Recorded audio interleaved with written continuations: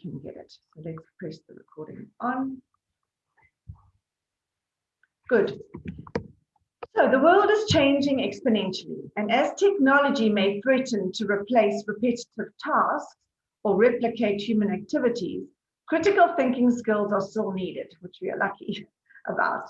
So we need people who are intensely curious. We need people who are creative, courageous, conscious, choosers, critical thinkers, collaborators, change influencers, contributors. And we also need people who understand the neuroscience of choice and change, so we can actively cultivate the identities, beliefs, and habits to disrupt ourselves before we are disrupted. We are also living and working in a COVID world where there has been unprecedented change. And so we clearly need to adapt our approaches because the world isn't going back to the way it was. So we are privileged that Debbie Craig has given her time freely to share her insights on how the world of work is changing and how we can adapt in order to thrive in this new period. Debbie is an international authority on the world of work, leadership, and management. And she's also a passionate adventurer and mountain climber. She's climbed Machu Picchu, Kilimanjaro, Everest Base Camp, and she's also walked the Spanish and Italian Caminos. So she's very fit. Debbie swims with dolphins, participates in numerous mindfulness transformation experiences, and she also looks after 3 guardian children and 2 stepchildren. So afterwards, if you want to delve deeper into what Debbie has to say, you're in luck because Debbie has just recently published a new book called Power Up, which helps us navigate the age-critical capacities to navigate this unpredictable world. So Debbie is passionate. She's passionate about personal development, and we thank you, Debbie, for sharing your knowledge with us today. And what I would like to encourage you, and Debbie wants to encourage you too, is that to get involved. So please post questions in the chat section on the side of the screen, and she will attempt to answer the questions. I will take notes as well, so that hopefully we can answer all the questions you have. And then we have a little surprise at the end, so don't sit back, get involved and ask questions. So over to you, Debbie. Hi, everybody. So good to be here this morning. I had a lovely early flight from Joburg to Cape Town, but it's lovely to have people here all over the place, Australia, UK, looks like Cape Town, Joburg, and Durban. Can I ask or request for those of you that can and willing with Wi-Fi to switch on your cameras? We're a small group. Let's get some faces, some interaction going. If you really can't because you're having a bad hair day or a bad Wi-Fi day, for sure. But those who want to do a little bit of interaction and build some energy around this, that'll be really fabulous. So thanks everybody for doing that. So I'm just going to be moving through a whole lot of thoughts, questions, reflections, life experiences, and sharing a little bit around the 8 capabilities. And I'd like to hear from you as well. So at times we'll be asking you to get ready to hit the chat box, give us your answers, give us your reflections. And of course, Tracey, you'll be monitoring to see if there's particular questions that I missed that might be coming through. And I think I just want to check, everyone can see the screen. Are we all good to go? Thumbs up or hands thumbs up? All right, we're good. So, we're living in this amazingly unpredictable world. If we think about where we were this time last year and COVID and lockdown right in the middle of that 5 weeks, and our lives just felt like they were shattered, shut down, constrained, constricted. And since then, it's just extended and extended and extended. And we've made so many big shifts. I mean, even before COVID, we were talking about massive exponential change and restructuring and new ways of working and diversity and gig economy and, technological disruption. And then we added to that the whole COVID scenario and moving online and shifting our businesses to digital. Many of our businesses look completely different or haven't even lasted. So we've had to change how we spend our time, how we develop our income. And what's going to happen next? Can anyone predict what's going to happen? How is your 2021 turning out? I'd like you right now in the chat box, tell me 2 words to describe your 2021 and how that's turning out for you. And is it what you predicted? Is it different? Is it, have you got a new energy about it? Has it more of the same? What is it for you? Let's just go into the chat box. 2 words. How would you describe your 2021 so far? We are now 3.5 months in.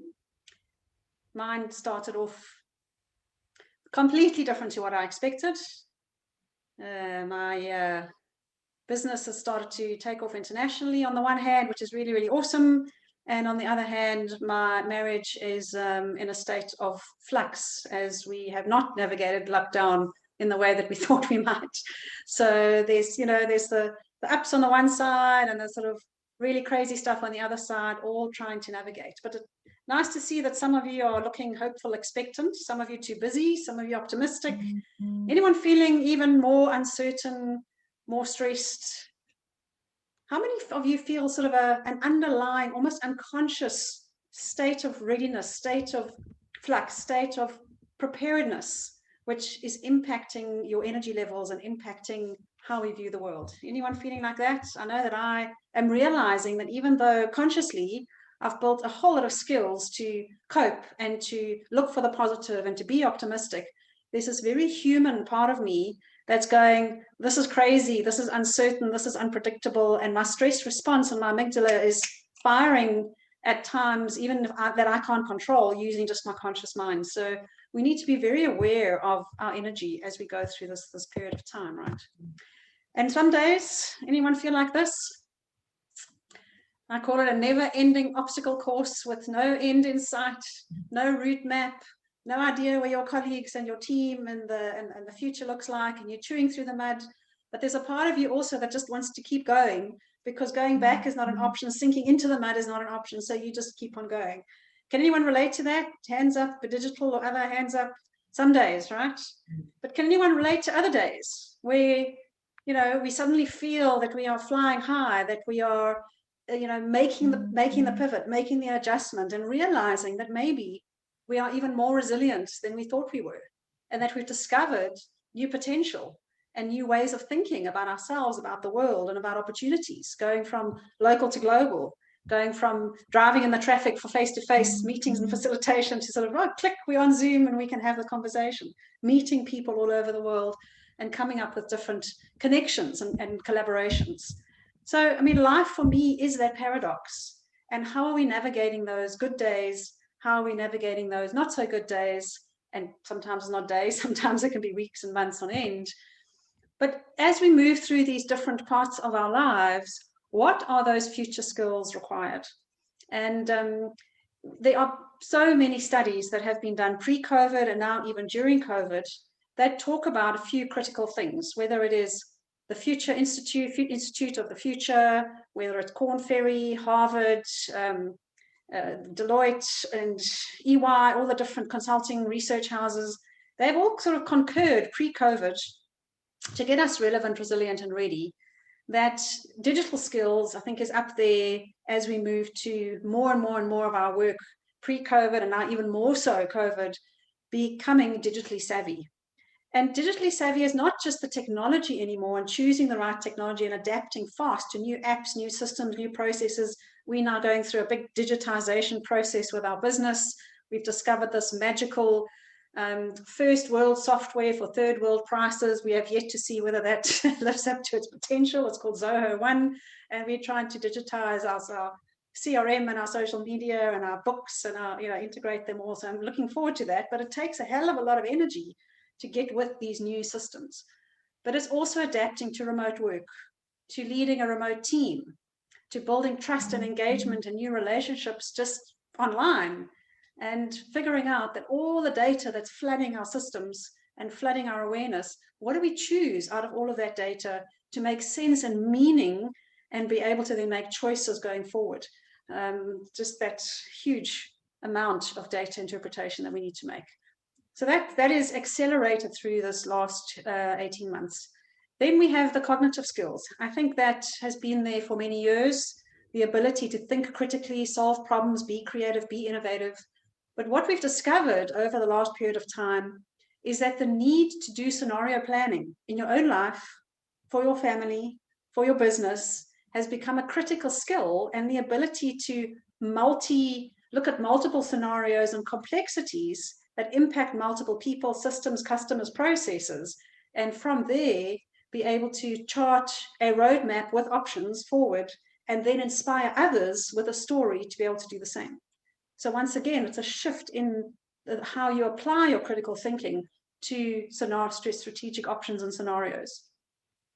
Social skills have also been important for many years. We know about emotional intelligence, but now with the advent of more and more technology and chatbots and AI and robots, it's about bringing the human skills into the equation and being able to use your intuition, use your compassion, use your ability to influence and connect with people at a much deeper, heartfelt level, and then also be able to do that from remotely.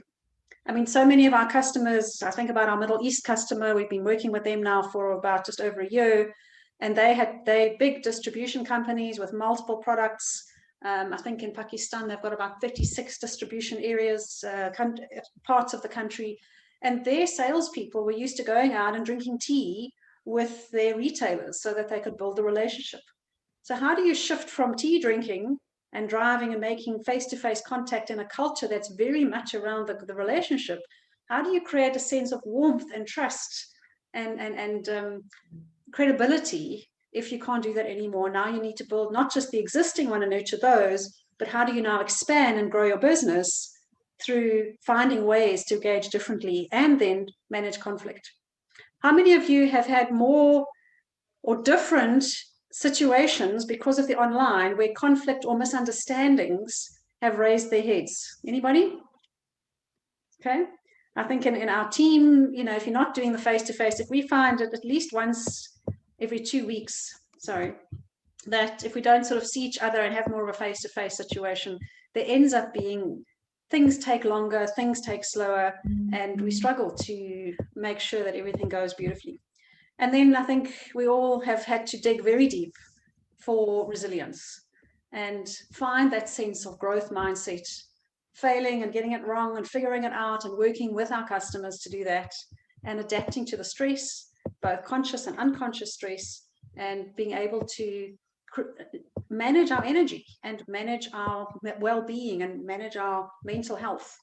And I've heard that our psychologists and doctors and homeopaths are doing really well in this time as people have sought out different ways of coping in this time. All right, so out of all of this different future skills that various research houses have been talking to us about, we were asking the question, I was asking the question during the COVID time.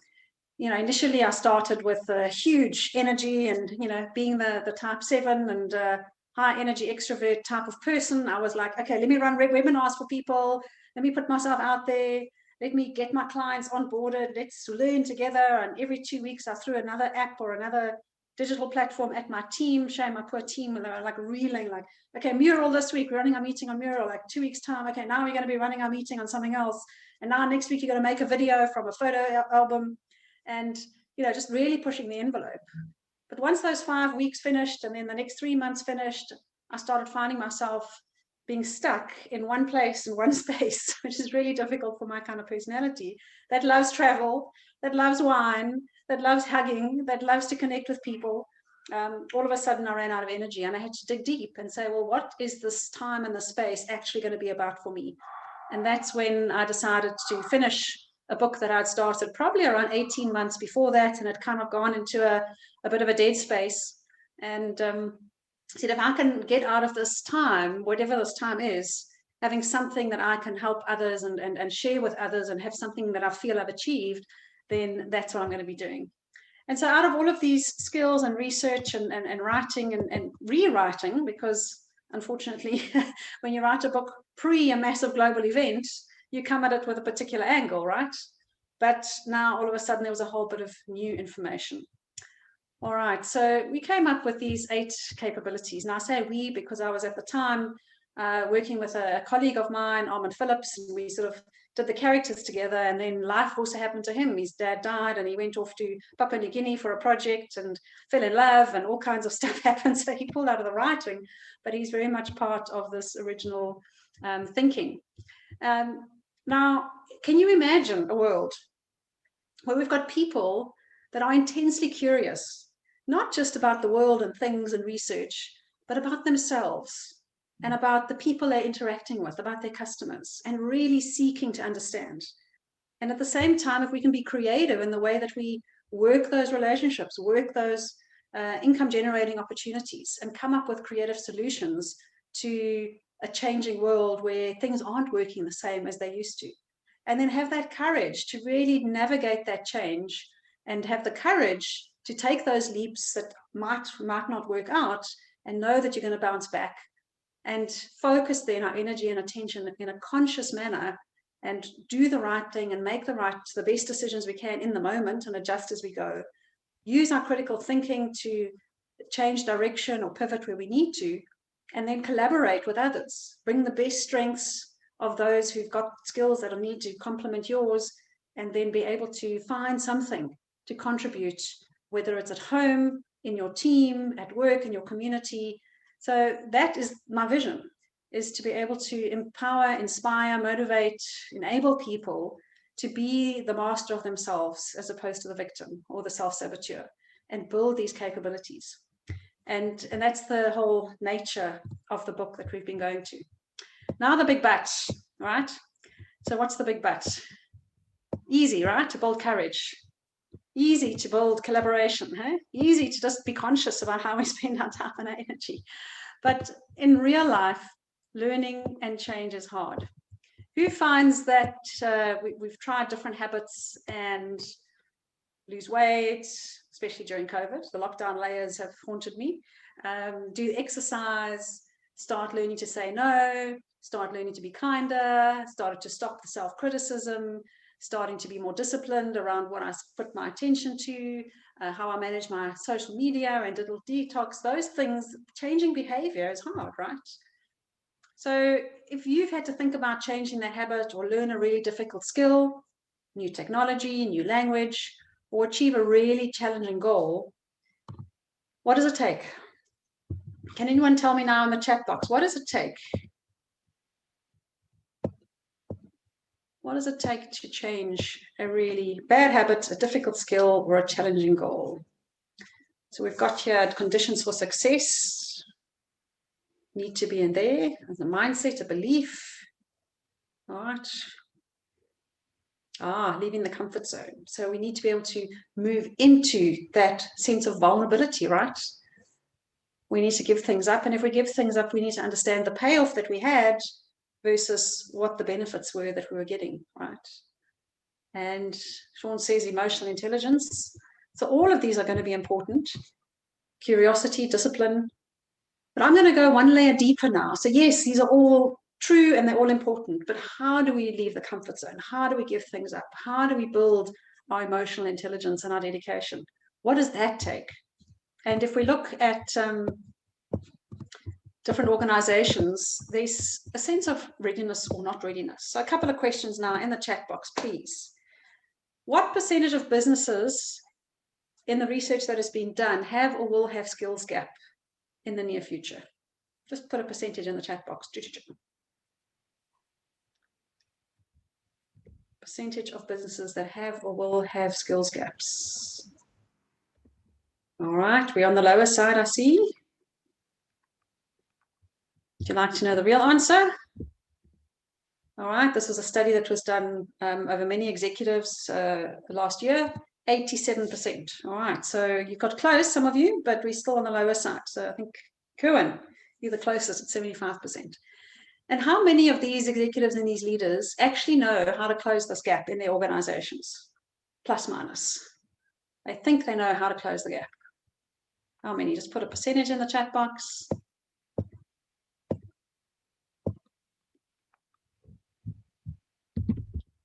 Let's see how we're doing.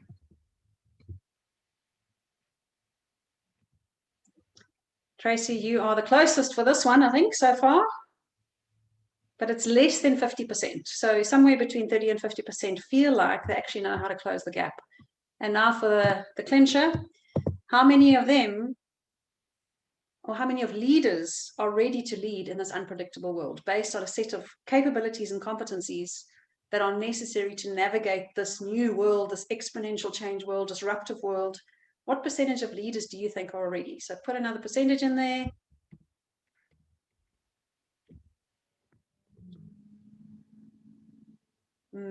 Close, close, close. Very close. And this time the closest is Elizabeth. Well done, Elizabeth. Only 15% of leaders are actually ready to be able to really engage with these different skills that we're looking for in the future. So you're doing really well. Thank you everyone for keeping up and engaging in the chat box. We're going to keep on doing this because I've got another couple of questions just to test our thinking more than anything else. So we know that enthusiasm is common, right? We come back from our December holidays and we have lots of enthusiasm about our year and what we're going to be doing and how we're going to be getting fitter and healthier and traveling and making decisions around our families. But endurance is rare because changing habits is hard. So I want to ask you now, and I want you to think twice before you say the old wisdom and think about it a little deeper. How long does it take to change a habit? So just put it in days. How many days to change a habit? Let's see. I see most of you are going for the good old traditional averages. There's been some new research in the last number of years. So you are on the optimistic side of the average. Looks like Giovanna, you might be closest. Or Susie, all right. So 18 to 254 days. So the shortest possible time is 18 days, but that takes consistency and context. So every day, same routine, same time, in the same context and environment, and consistently do that every day, if not a couple of times a day, you may hit 18%. But you take one day, think about it, one day off your diet, one day off your exercise program, one day off learning how to do things, the neural paths that you're starting to create, if you know a neural path comes together and creates a bit of synapse and a bit of glue and we start to create hard wiring, that hard wiring only happens after 18 days, where the glue is sufficient enough that it becomes automatic. But every time we take a break, we go apart before we come back together. We go apart, we come back together again. And every time we change our minds, and most people will get onto a new resolution or intention and out and in and out, an average of 10 times before they consistently commit, whether it's a really difficult bad habit or addiction, or it's just a behavior change. So the average of this, by the way, is 66. So that's why I said Susie and who else had that? Giovanna had worked close to 60, so well done for that. But now let's take another thought. How many thoughts does a typical person have in a day? So this is just once again, some research that researchers concur on average. How many thoughts do we think a day? So if you could sort of plug in a tape recorder of your thoughts and just notice how many on average. So if you can stick that in the chat box.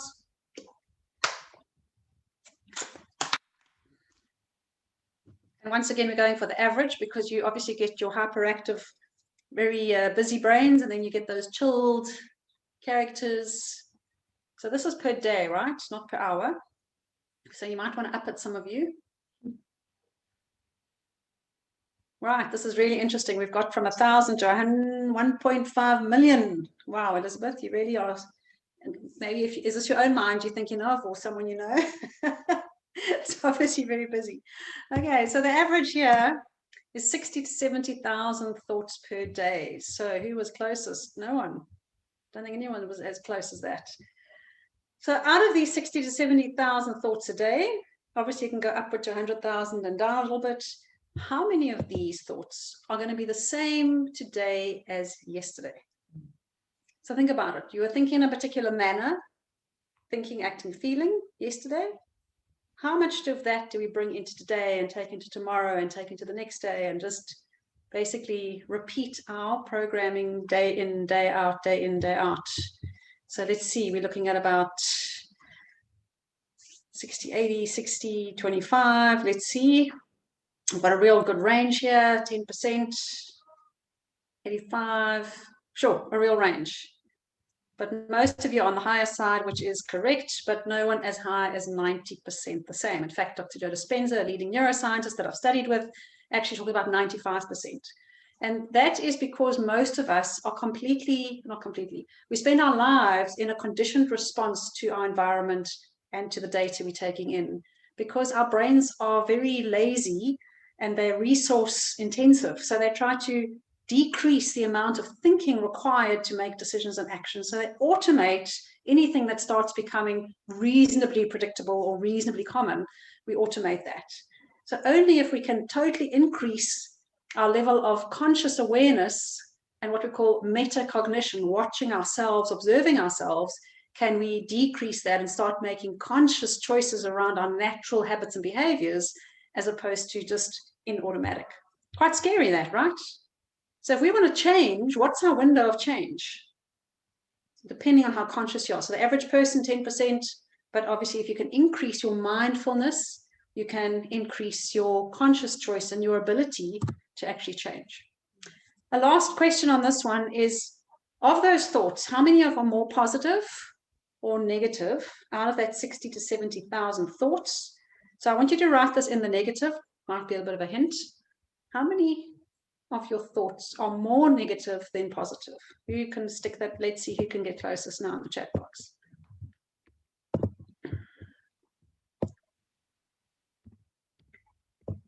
How many are more negative? That's the question. So Rory, you going for broke here? It's been a rough year, has it? Okay, so a lot of you are getting pretty close to the higher numbers here, I see. Some of you still are quite optimistic. And this is very much related to the natural sense of stress that we experience every day. So if you want to know, for you, 70% negative on average. And that is because most people are in the stress response and in the fight and flight and in the readiness. I'm ready for action. I need to figure out what's going to happen. It's unpredictable. I don't know what's coming next. We're in that state. And what I have found on my different webinars, courses, learning events that I've been busy with, that average has actually increased up to about 85% over this last year due to the massive unpredictable nature and change that we're all going through. So what does that mean? I mean, what does it mean? If we are 95%, most of you look like you're over 35, can I say that? You're a set of memorized behaviors and emotional reactions that create this identity subconsciously. So we need to go into the subconscious if we really want to start changing these natural automated behaviors that make us up. And that is because, you know, our brains are a record of the past. We are a sum total of every experience we've been through, and about another 50% of every experience that our forefathers and our number of generations behind us have gone through.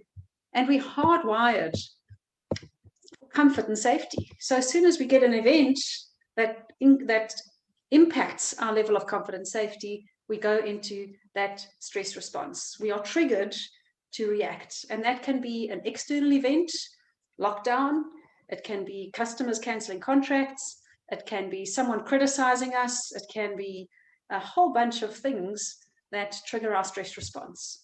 And that is because most of our memories that we have are hardwired, and those triggers that come at us stimulate some of those early memories and stimulate once again the same emotions we felt whether we're 3 or 5 or 10, and we are flooded with stress chemicals, cortisol and adrenaline, and that stays in our system for a good 20 minutes for initial one. But what's really important is that if we keep on thinking about the stress or what can go wrong or predicting the worst, which many of us do when we're in the stress response, we automatically do that. We re-flood our bodies with cortisol and adrenaline, and we end up becoming a chemical state of stress, and that is what ends up creating a whole bunch of physical issues. Our immune system goes down. Our general health starts to suffer. Our brain functioning does not function optimally in the stress state because all our blood flows out to our extremities. We have less oxygen in our bodies and our brains and our cells. We have less creativity, less strategic thinking, less decision-making or good decision-making, less empathy, reaching out, less intuition, and overall less energy. So, and this is such an automatic, hardwired, human inbuilt response. So to overcome that response and become greater than what our senses are telling us and find a new way of automatically responding is the key to us becoming emotionally intelligent, for us building the capabilities and how to have the courage, how to navigate the change, and how to still collaborate, even though the threat response is saying, do it yourself, don't trust anybody. That's what's happening. So think about, for your own life right now, how much time in your day would you say that you're spending time ready for action in that, even if it's a mild stress response, that sense of better watch out, and thinking about stuff more in possibility, more in, what can go wrong, what are the scenarios, how do I manage, how do I fix, how do I hold the base, how do I make sure I've got income at the end of the month, how do I make sure my kids are getting schooled, how do I, those questions are stress response questions, right? And every time you have those questions, you're flooding your body once again with the chemicals that take the functioning away from your brain and your energy away from your body. So if you wouldn't mind putting it in there, what percentage of your day typically is spent in the stress response? And this is just for yourself. There's no right or wrong answer here. It's its own level of awareness. And I know it depends on what's going on. Sometimes we're feeling more optimistic. Other days, when that month end is coming closer. Yesterday, we've got this long-term Middle Eastern client, and he's been drumming on about delivery, even though they've changed the operating model and their team has been sick and now they're on Ramadan and they've delayed a whole bunch of stuff. They now are saying to us that we're not delivering on time, and where's the stuff? And, you promised us this, and we kind of going, yes, and but I could feel that stress response of, oh no, I'm not delivering, I'm getting feedback, I'm getting criticism, I need to do something. And it impacted me for hours yesterday, hence feeling more tired. Today I seem to have more perspective, and we have a plan and a strategy to manage what's going on. But we can see there that a lot of you are total range from all the way from 20% all the way up to 70% in terms of the stress. So just be aware of how that might be impacting your ability to learn, because we cannot learn or change in a state of stress. We don't have the brain functioning to be able to do that. So the big question, how do we bring back choice? And we've created now a 4-step process just to make it a little bit simpler for everybody. And the first step, using the neuroscience of your brain to create that new neural path, is to choose and to cultivate an identity, an I am statement. So I am courageous. I am a courageous adventurer, as opposed to I'm feeling like an anxious controller. So that I am is important. We are also then moving to what then does that, let's say, courageous adventurer, what do we actually believe about ourselves, about the world? And what does that belief create in terms of a feeling and an energy? Because feeling is chemicals, and feeling and energy creates an energy and motion. And as a result of that belief and that feeling, what habits do I put in place? So let's just take an example. Here we are, an anxious controller. What does an anxious controller believe? I believe that I am afraid, I can't do it, I'm not enough, right? And therefore I feel anxious, worried, a failure, I feel weak. Typically you might procrastinate, you might worry, you might just keep on ruminating about yourself. Can you see how identity creates a belief, creates a feeling, creates a habit? Let's look at another one. If we decided to cultivate, and this is a fake it till you make it investment, because that first neural path is going, oh, I don't know about this, I don't know if I can do this. But if you do it enough and you start saying to yourself, I'm brave, I'm not afraid to fail, my actions create my reality, you'll naturally start to feel chemically and energetically more optimistic, more confident, more strong, even if it's tentative at first. And therefore, the behaviors and the habits we put into place will be about embracing learning, embracing change, trying new things, and then you reinforce, oh, look at me, I am adventuring rather than controlling. Can you see how that can work together? All right. So just for the last couple of minutes before we get to Q&A, we're just going to fly through 8 of the capabilities. And just for you to do a little dipstick for yourself as to where are my opportunities. And with each of these aspects, there's a continuum. And that continuum is where you find it'll be best for you to play at this stage in your life, with your current scenarios, with your dream and your vision for the future. Where do you want to play, and what's going to be most valuable for you? I mean, who would like to build some more curiosity? Can you remember a time, and usually it's often when we were really small, where you had this unlimited curiosity for life and for what was around you and for the people that were around you and for what the possibilities were out there. And how many of us are sitting in a situation now where, on the one hand, and on some days, we're being the indifferent spectator. We're sitting on the sidelines or on the couch, and we're pointing fingers out there at what's going on out in the field. Look at everybody, what they're doing for COVID. Look who's hoarding toilet paper. Look at what that government is doing. Look at what we're doing for vaccines. Who isn't it? And we're proclaiming our opinions, but at the same time, we're staying in a little safe zone.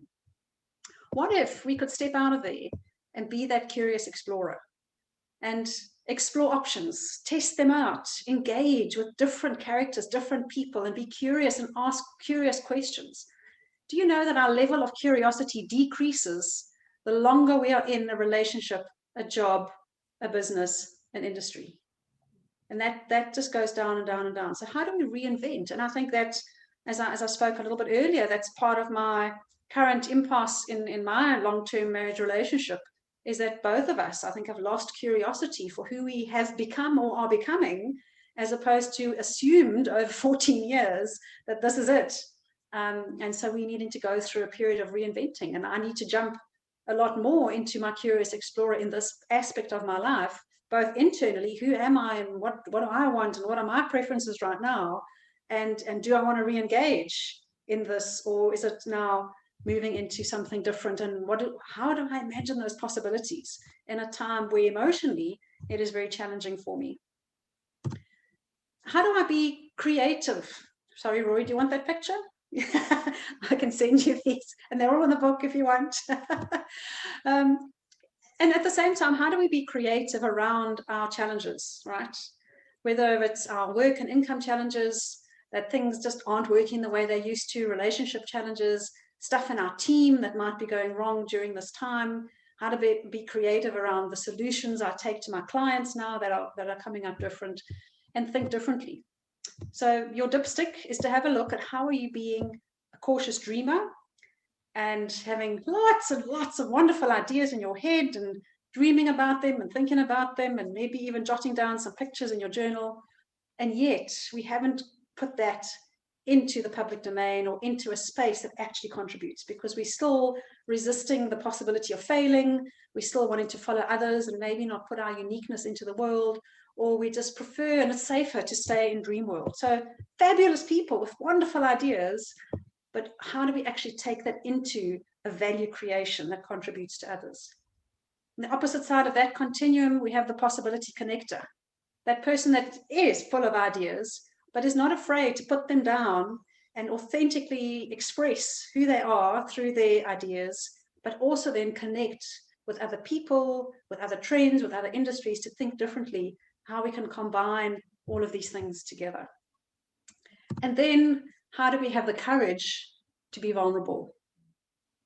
I love Brené Brown's vulnerability stuff and her courage stuff. And she says, daring greatly means the courage to be vulnerable. It means to show up and be seen, even if that's not seen to be belonging or seem to be acceptable or seem to be okay for everybody else. How do we really pull up our own unique voice? And I must tell you, writing a book is a scary flippant thing, because you're putting your voice out there, you're putting your expression, and either it's accepted or it's not, or it's judged or it's liked or it's kind of lukewarm, but you have to be able to open yourself up for all kinds of feedback. And you have to ask for what you need, something I didn't maybe do very well during my relationship, to talk about how you're feeling and to have those hard conversations. And that includes with your customers. We've had to have multiple hard conversations with our customers. For example, the impact of COVID on the project, we probably put double the hours to achieve the same deliverables. Now, who covers the cost of that double the hours? Is it just the customer who must pay us because now it's taken more work?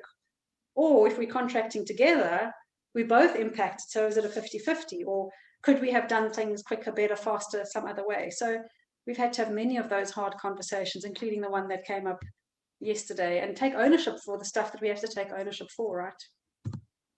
So see where you are on this little dipstick. Are we the controlled critic, anxious, vigilant, controlling, and worried about everything that can go wrong, and therefore not taking the action we need to take?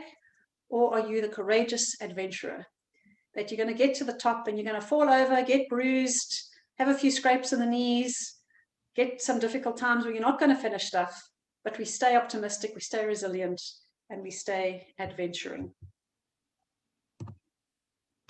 And then how do we navigate the journey that we plot out for ourselves with our curious, creative courage? We need to navigate that change. And as Obama says, be the change that we are waiting for, be the change that we seek, not waiting for someone else to come and make it work for us. I love the picture here. And these pictures, by the way, were also a collaboration with Lita Curry, who's a visual artist who used to do it with Kokies and paper at conferences. And she's shifted her whole business now to learning how to draw these beautiful characteristics online with her iPad. Amazing. And created a whole new business around this.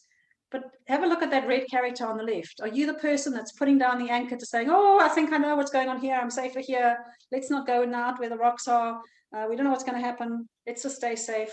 Or are you the person on the front end of that boat, seeing the vision, seeing where the light is, and saying, yes, there are rocks, but let's find a path.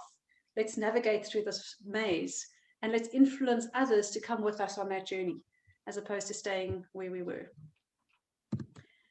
And along this journey, who are we learning from? Who are our role models? I've put a couple of people that I've loved reading about and learning about. Our good old ex-South African Elon Musk has really inspired me with his courage to change industries. And, maybe there's many areas of his life that he's not a role model, but in terms of his courage and confronting and navigating change, he's been amazing. Jack Ma, one of the richest billionaires in China now, has built a business over time that after being rejected many, many times through Harvard and Silicon Valley and businesses failing, he's now an amazing businessman, entrepreneur. And of course, there's Malala Yousafzai from Pakistan, and Caster Semenya, who's for me also a role model that's been receiving so much criticism and difficult times, but kept on going regardless and nonetheless. If you have any other role models, I see some of you are putting some things, Liz and Molly. Is that Molly on the mountain by any chance? No. Because I know a Molly that's busy climbing up Mount Everest this week. And I did Everest Base Camp a couple of years ago. So I'm watching her photographs on Facebook as she's going up. And she's tried before and got hit by big, what is it when the snow goes? Avalanches, and been in some crazy situations. So she's a lovely local person to have a look at as well. So, I forgot, I even had my little picture here of the avalanche that I experienced myself as I was walking up the glacier at Everest Base Camp. And, as we were walking up, there was a huge avalanche on Tibet side and 8 people were killed. And base camp was closed, and there was a cyclone in India, and we're busy walking, and we're walking into a base camp that's closed, and we're in the middle of nowhere, and there's avalanches in the snow. Like, do we keep on going? But our adventurous spirit kept us going until we were able to, 8 days later, reach the top in most beautiful weather with lots and lots of snow. And that, for me, was a life-changing event. Overcoming body, overcoming nature, overcoming difficult situations. All right, so just the last couple of them we just want to go through is, how conscious are you with your time, your energy, and your attention? And I love this quote from John Kehoe: what we intend to and pay attention to become our reality. And I'll add one more: how we feel towards that intention. In other words, positive, optimistic, inspired, brings that into our reality. But what takes our attention away?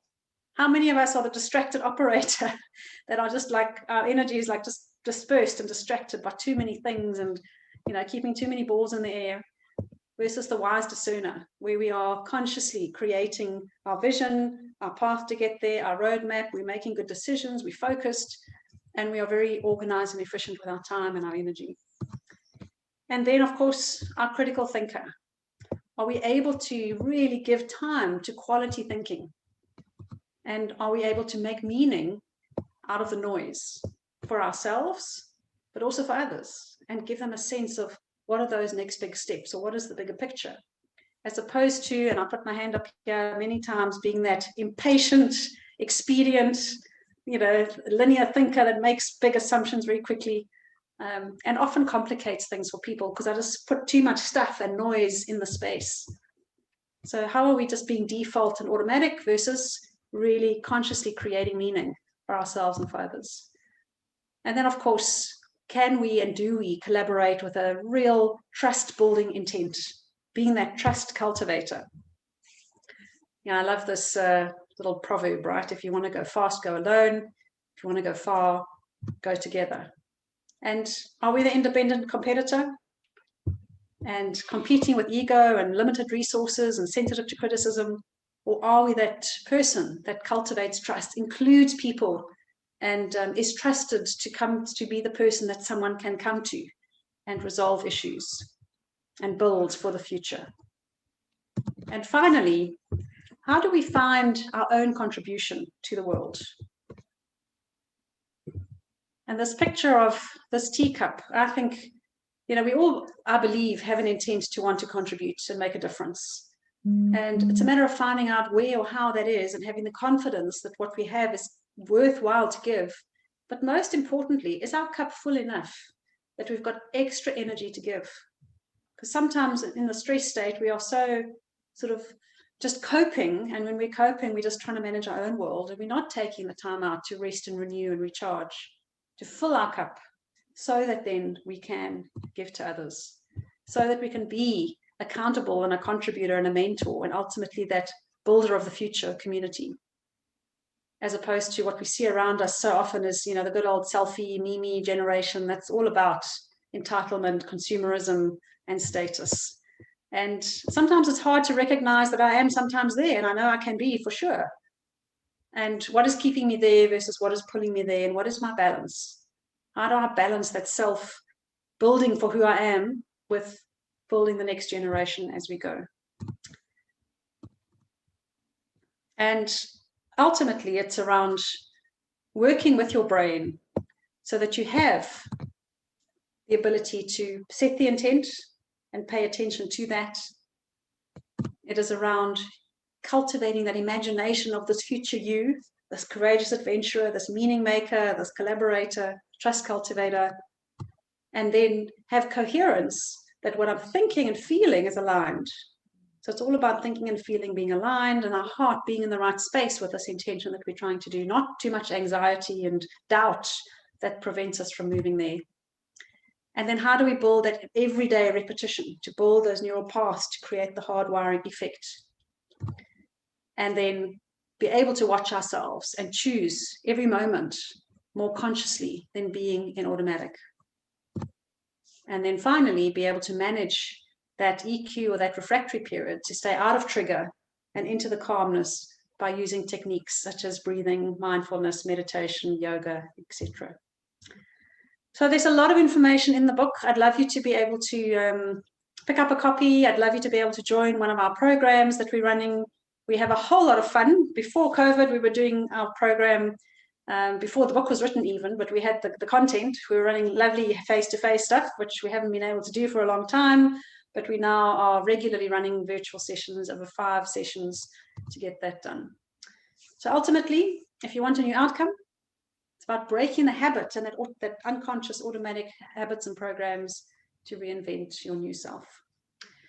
So Cindy, I'd like to hand over to you for a moment to see if there's any particular questions or getting some input from people for this. Thank you, Debbie. I just didn't want it to end. It was just so beautiful. And thank you for helping us just challenge ourselves, because we just sort of get stuck in the way we are. And we're working so hard and that we don't think of how we can change and how we can work smarter. So thank you very much. It's been very useful. And I'm definitely going to get a copy of your book. But open up to the floor, unmute yourself and ask Debbie questions. This is your chance. Anybody got any questions? Please feel free to use your voice, yeah? Debbie, is your book available in the UK? It's on Amazon, so it's on an ebook is available, yes. Okay. So if you'd like to, just I've put up my website. If you go on my website and there's a little pop-up for Power Up 8, you can click on that. And what you'll find there is how to buy the book. And also there's a free resilience potential survey, which is quite cool. You'll get your own report on how you're doing on the 8 capabilities. Yes, I did it yesterday. Well done. Amazing. We can answer all those questions, because even just in answering the questions, you start to think about how you react to different things. It's very interesting. Yeah. And Susie, just by the way, we've got a facilitator that's busy being trained in the UK as well. So, you might be able to run face-to-face things there, or well, probably not now in the UK, but can run virtual or others, both here or there. Yeah, I thought your talk was excellent. Absolutely. Thank you. It's been very helpful to me. Hi, Debbie. It's Giovanna here. My video's not really good because I've got my back facing the sun, so excuse my video being off. I really found it insightful. Thank you very much. Is there one daily practice that you would recommend to cultivate that sort of, limiting that stress response? Because, whether it's a deadline or a looming project or whatever those things are, a personal item, is there one kind of 5 minutes a day kind of exercise that you found in your career helps? For sure. And I try to do it every morning and a few times a day if I need to in the traffic, and that is mindful breathing. So your breath is probably the most important connection with mind and heart. And it also automatically takes you from sympathetic nervous system to parasympathetic nervous system, which reduces the stress response and the different chemicals in your body. There's a whole lot of, I've got some breath exercises in the book, and we do exercises on our training program. But anything to do with mindful breathing, then that's the wicket. And 5 minutes is enough. But obviously, the more you do that or go into deeper meditation with intention, meditating on your future self, meditating on your future intention with mindful breathing is even more powerful.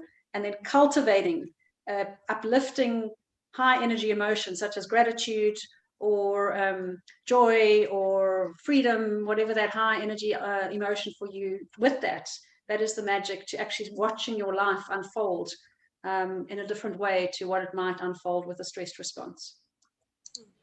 Yeah, thanks. I was hoping you were going to say something like that, because I was going to say there's a wonderful 15-minute on Insight Timer, which is a free or paid for application by Thich Nhat Hanh in his own voice. And I find that quite soothing, because sometimes also just breathing is not enough, and you need someone kind of to tell you it's going to be guided okay. meditation, or guided visualization, or what we call mental rehearsal, whatever you want to call it. It's around creating the mind and the neural hardware in the brain. If you do enough of those intentional cultivation, you actually create a new neural hardware net, and then you filter the information from the external world through that new net, so that you end up having a more uplifting, optimistic, open experience to life. Whereas if your old neural net is the automatic stress neural net, we process data through that neural net and automatically feel anxious or worried, or and we have automatically a different chemical cascade. So the more you can start cultivating that new identity and the beliefs and the feelings and the habits that go with it, the more we automate ourselves for joy and opportunity and possibility, rather than for lack and scarcity. Great, thank you. Does anybody else have any questions? Hello, Debbie. This is Nombulelo. I am also unable to view the video right now. You've mentioned that there are some virtual programs that you do offer around the content you just addressed. How does one get access to enroll to one of those? So if you just go to my website, we don't have an automatic enrollment, but you can send us an email and say, please put me on the interested list, and we will invite you to those programs as we set them up. So We've just finished our public program this week, our last one, so we'll probably set one up in about 2 months' time. I also run another program called Neurochange Consulting. I'm an international neurochange consultant with Dr. Joe Dispenza, and that's called Change Your Mind, Create New Results. I've just run a retreat on that this weekend, and it's really the deep side of how to create those new neural paths using neuroscience, heart coherence, and a whole bunch of other very exciting things. So please just send us an email, contact us, and then we'll put you on the interested list and you'll get the mails. And also you're welcome to join me on Facebook or LinkedIn, and we'll put events out on there as well. Will do. Hey, Debbie. Yes, Rory. I just put that link in there. I discovered I'm putting my curiosity into practice. I'd never heard the word before, Reiki, or I think that's how you say it.